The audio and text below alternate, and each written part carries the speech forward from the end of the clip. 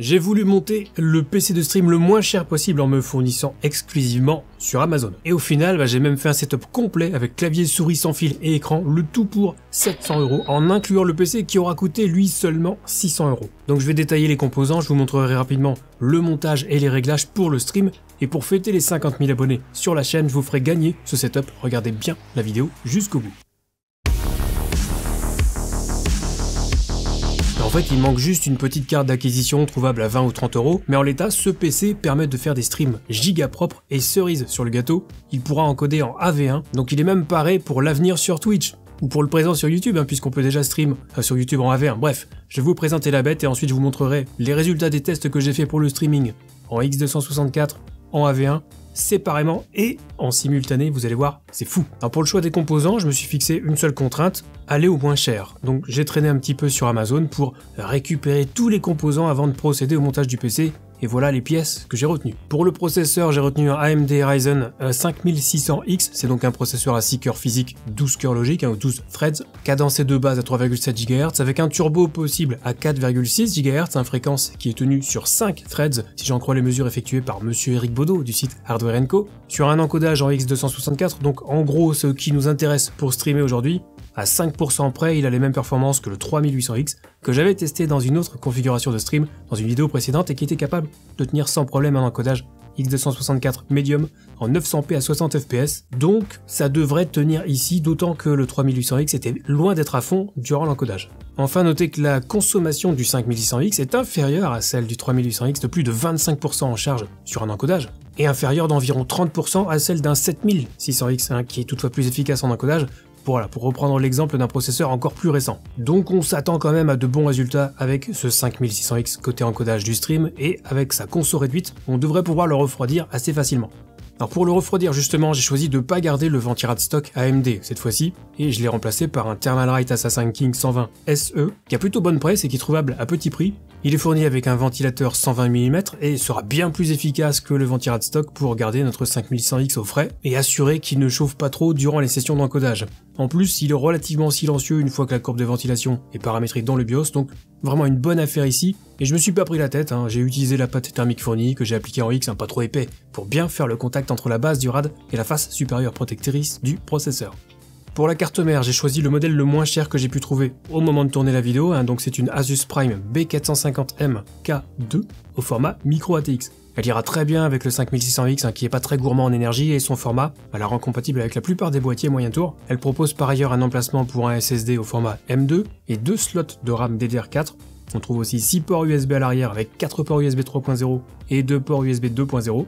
Donc largement de quoi faire pour un PC de stream, d'autant qu'on peut aussi utiliser l'USB en façade du boîtier avec au choix USB 3.0 ou 2.0.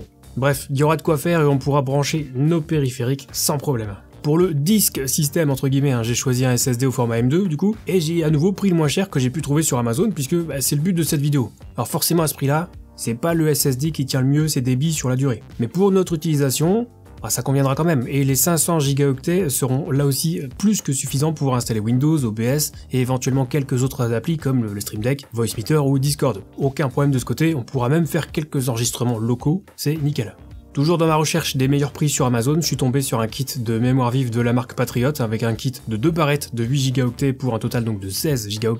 Pour une machine qui sera exclusivement dédiée au stream, à l'encodage et à quelques applis annexes, ça suffira et on aura même un petit peu de marge. Donc là on a un kit dual channel avec une fréquence finale de 3200 MHz, ce qui est devenu classique pour de la DDR4. Voilà, tant qu'on peut éviter l'entrée de gamme à 2400 MHz, de toute façon tout ira bien.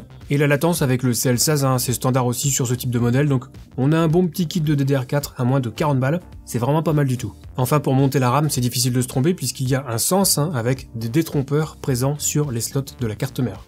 Alors pour l'alimentation, là j'ai voulu prendre une marque que je connais parce qu'on sait à quel point l'alimentation est un élément crucial du PC et vaut mieux pas lésiner plutôt que de tenter le diable avec une alimentation no-name qui risque de cramer au bout de 3 mois. J'ai donc pris une Be Quiet System Power 10 de 450 watts en norme 80+ bronze. On trouvait moins cher, mais bon voilà, j'ai voulu tabler sur une valeur sûre, et alors oui, 450 watts, c'est un peu overkill pour notre machine, mais les alimentations en dessous étaient limite plus chères, donc je me suis dit tant qu'à faire, autant prendre celle-ci, comme ça si je veux changer la carte graphique un jour, je devrais pouvoir le faire. Alors à ce prix-là, évidemment, on oublie la modularité, mais au final on a un bloc d'alimentation fiable pour pas trop cher. Alors pour le boîtier, le moins cher que j'ai trouvé et qui soit décent, on va dire, c'est cette Aerocool CS 107 hein, qui peut supporter une carte mère au format micro ATX. Elle dispose d'une petite fenêtre latérale en acrylique, alors à ce prix-là évidemment, fallait pas s'attendre à du verre trempé. La façade en mèche va assurer que l'air frais puisse entrer facilement dans le boîtier et assurer le refroidissement des composants. Bon alors il a l'alimentation qui est en haut, mais là encore vu le prix on va pas faire les difficiles et on pourra se dire que allez ça participera au flux d'air à l'intérieur vu que l'alimentation n'a pas de mode zéro fan. Perso j'aime pas trop le fait d'avoir l'alimentation en haut, en plus ça fait un gros câble qui pend derrière, c'est pas super beau. Mais bon, on fait ce qu'on peut tout en restant au moins cher. On enchaîne avec la carte graphique, j'ai longtemps hésité entre le modèle que j'ai retenu et un modèle plus ancien et plus économique, un type GT 730, mais au final j'ai voulu rendre ce petit PC pas cher un minimum tourné vers l'avenir et c'est pourquoi j'ai choisi un GPU Intel Arc A380 que j'ai trouvé chez ASRock hein, dans une version courte ITX et légèrement overclocké. Bon ça à la limite on s'en fiche un petit peu vu qu'elle serait pas utilisée pour le jeu vidéo, mais c'est un des seuls modèles que j'ai pu trouver pas cher sur Amazon. Et alors pourquoi ce choix sachant qu'on va encoder le stream en X264 avec donc le processeur? Eh bien pour une raison très simple, c'est que cette petite carte graphique Intel permet d'encoder en AV1. Et le AV1, bah, c'est le codec qui sera utilisé dans le streaming d'ici quelques temps. Comme je le disais en début de vidéo, on peut déjà stream en AV1 sur YouTube. Et Twitch a annoncé que le AV1 arriverait bientôt. Si vous voulez voir à quoi ressemble un encodage en AV1 face à un encodage classique actuel hein, en H264, j'ai fait une vidéo dans laquelle je compare tout ça et le résultat est vraiment fou. Bref, tout ça pour dire une fois de plus que le choix du GPU Intel s'est rapidement imposé, même si au passage, le prix final du PC a grimpé de 500 à 600 €, et je pense sincèrement que ça en vaut la peine. Et pour finir, il faut quand même un système d'exploitation pour faire tourner la machine, donc voilà, j'ai installé ce bon vieux Windows 10, mais sans l'activer. En fait, j'ai juste téléchargé l'ISO de Windows 10 64 bits sur le site de Microsoft, j'ai préparé une clé USB pour faire l'installation, clé que j'ai ensuite utilisée sur le PC de stream pour simplement installer Windows, ce qui ne m'a pris que quelques minutes, grâce notamment au SSD. Au final, ça fonctionne très bien, pas besoin de clé. Maintenant, si vous voulez accéder à toutes les options de votre Windows, il faudra l'activer et là il faudra acheter une clé. Ça peut se trouver à moins de 10 balles sur internet, voilà, je vous mettrai quand même un lien affilié dans la description en cas. Résultat des courses, le PC aura coûté très exactement 600 € et 16 centimes, sachant que je n'ai pas acheté de licence Windows, mais est-ce vraiment nécessaire? Du coup j'ai été chercher les périphériques pour pouvoir utiliser la machine, donc clavier, souris et un moniteur, toujours à pas cher. Pour le clavier et la souris, j'ai choisi un combo sans fil Logitech MK235, j'en ai eu pour à peine 25 € et ça ira très bien pour gérer le PC de stream, hein, pas besoin d'un clavier mécanique dernier cri ou d'une souris avec 1 milliard de DPI, on va à l'essentiel et sans surprise, ça fonctionne parfaitement dès que l'ensemble est branché sur l'ordi. C'est reconnu tout de suite, ça fonctionne sans aucun problème. Et pour le moniteur, j'ai eu la chance de tomber sur une belle promo et j'ai donc choisi cet écran AOC de 24 pouces. C'est un simple écran 1080p 60 Hz, hein, donc pas besoin de plus pour gérer OBS ou Discord, clairement. Donc j'ai pas cherché des specs de fou furieux là non plus, hein, juste le meilleur tarif possible avec quand même une entrée HDMI, hein, c'est vraiment le minimum syndical. Au final, tout ça a fait monter le coût total d'une centaine d'euros seulement, plutôt pas mal hein, pour l'ensemble des périphériques de base, et donc avec le PC complet, clavier, souris et écran 24 pouces, je m'en tire pour 700 € et 35 centimes. 700 balles pour un PC de stream complet, capable d'encoder en AV1, par expérience, je peux vous assurer que c'est difficile de faire mieux. Et comme je le disais en début de vidéo, il ne manquera plus qu'une carte d'acquisition pour capturer soit un PC, soit une console, sachant qu'on peut trouver des petites cartes à 20-30 balles qui font le job. Je vous mettrai un petit modèle sympa dans la description, avoir un modèle plus cossu type Elgato hein, si vraiment vous voulez capturer les dernières consoles.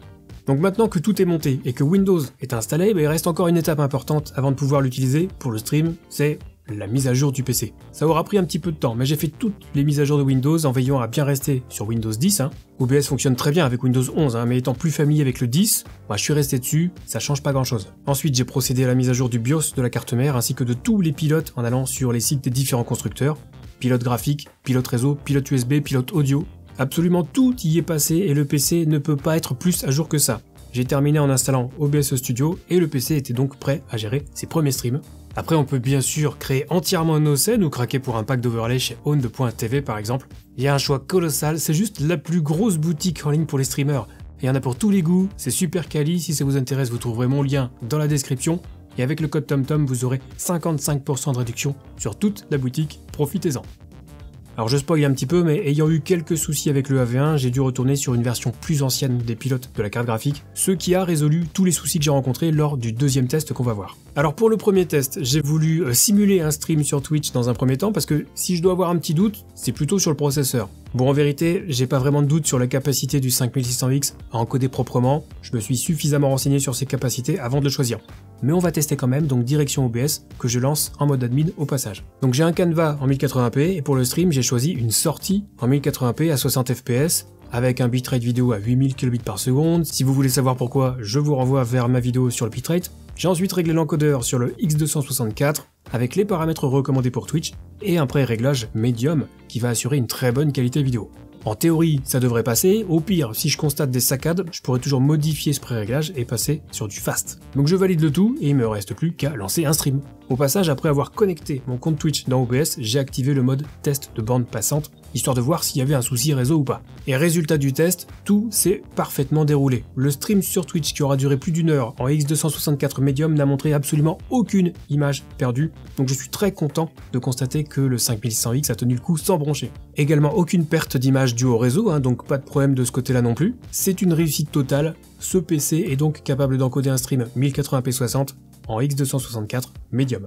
Pour le deuxième test, j'ai ensuite voulu faire un stream test en AV1, puisque comme vous le savez peut-être, c'est un des codecs qui seront utilisés à l'avenir pour le streaming, y compris sur Twitch qui vient d'annoncer que des tests avaient débuté. Je rappelle une fois de plus que j'ai fait une vidéo complète sur le AV1, si vous voulez voir quelles sont les différences entre ce codec et le X264 classique. Bref, j'ai fait mon réglage pour un encodage en AV1, qui va donc utiliser la carte graphique Intel, donc encodage matériel, ce qui va soulager grandement le processeur. J'ai bien choisi l'encodeur Quick5 AV1, du CBR, bitrate à 10 000 kbps par seconde, pré-réglage équilibré, des réglages recommandés par les plateformes de streaming, et toujours un canevas, une résolution de sortie réglée sur du 1080p à 60 fps. Et le résultat est sans appel, au bout d'1 heure d'enregistrement, j'avais aucune image manquée à cause d'un retard de rendu ou d'un retard d'encodage. On pouvait pas espérer mieux. Et pour info, le rendu à 10 000 kbps par seconde était vraiment excellent, donc vraiment si ça vous intéresse, je vous invite à regarder ma vidéo sur le AV1. Bref, ce PC est capable d'encoder un stream en 1080p 60 en AV1 sans aucun problème. Et j'ai même voulu aller encore plus loin. Le PC peut encoder un stream en X264 Medium, cool. Il peut encoder un stream en AV1, génial. Mais est-ce qu'il peut encoder ces deux streams en même temps? Et pour répondre à cette question, j'ai simplement cumulé les mandats, si j'ose dire. J'ai lancé mon stream en X264 en mode test de bande passante et j'ai lancé un enregistrement en parallèle en AV1. J'ai repris exactement les réglages de mes deux tests précédents. Et résultat, après plus d'1 heure de test, aucune image réseau perdue et seulement 3 images manquées en raison d'un retard d'encodage, ce qui est totalement négligeable. Et très honnêtement, c'est juste hallucinant pour une si petite machine et ça me permet d'affirmer que ce PC est capable d'encoder en X264 et en AV1 en simultané. Conclusion générale, bien les tests sont une réussite à 100% et ce PC de stream fait le boulot pour seulement 600 €. Enfin 700 € si on compte les périphériques, mais c'est vraiment très impressionnant. Donc je crois qu'on peut le dire, le défi de monter le PC de stream le moins cher sur Amazon a été relevé avec succès. Et maintenant que c'est dit, ce PC de stream complet, je vais vous l'offrir pour fêter les 50 000 abonnés à la chaîne. Mais d'abord, il faudra participer à mon méga quiz pour les streamers qui comprendra 100 questions. Vous pourrez bientôt vous inscrire et tout sera retransmis en direct sur ma chaîne Twitch et celui ou celle qui aura le plus de bonnes réponses au quiz remportera le setup. Donc suivez-moi bien sur X et sur Threads si vous ne voulez pas rater les inscriptions au quiz parce que je n'en reparlerai pas dans les prochaines vidéos. Et j'en profite pour vous dire que tous les réglages que j'ai fait sur le PC que je vous ai présenté aujourd'hui, tout cela a été possible grâce à ces deux vidéos, les meilleurs réglages pour OBS Studio et comment optimiser OBS à 100% pour le stream.